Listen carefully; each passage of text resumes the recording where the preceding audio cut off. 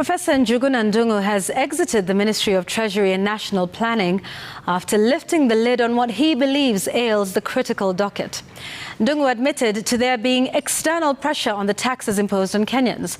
Appearing to take a different stance from his former boss, President William Ruto, Ngung'u says imposing high taxes is not the way to achieve revenue growth.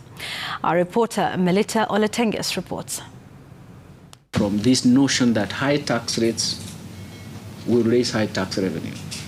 The reality is the opposite. I don't want to mention who drives us there, but there are so many colleagues here to tell you exactly what we need to do.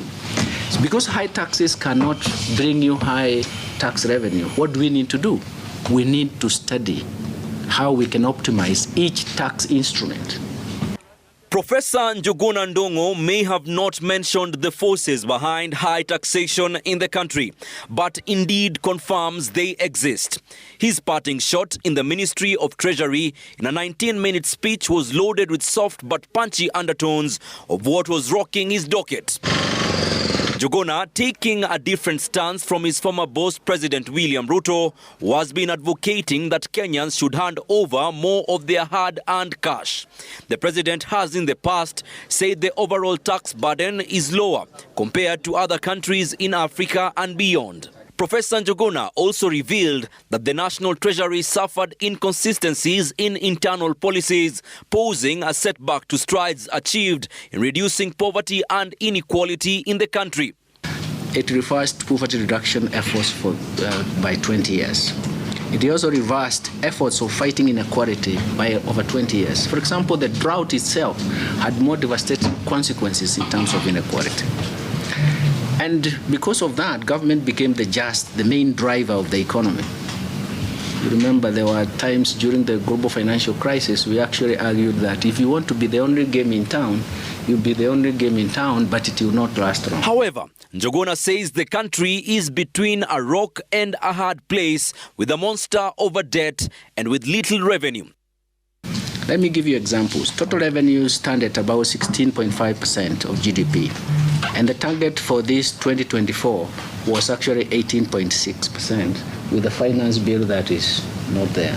So it means that those revenues may not be realized. Addressing the high cost of living and taxation, Professor Ngung'u argued that these are symptoms of deeper issues: entrenched poverty and rising unemployment, particularly among the youth. I'm familiar with this because I found Kenya in 2009 was going into dark grey list. It was going to the black list until we salvaged the situation by 2014. But we had to work very hard from the central bank point of view. Right now, the Treasury was supposed to provide the leadership, but the central bank then provided the leadership.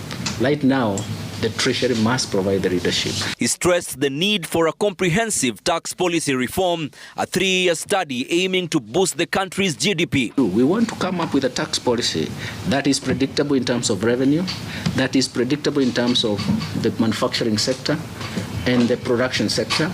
That is, they know that taxes will not continue change periodically, but it also does not distort the market. Professor Njuguna's exit underscores the critical need for reforms in the National Treasury as Kenya navigates its economic challenges and prepares for a more stable financial future. Melita Oletenges, Citizen TV, Nairobi.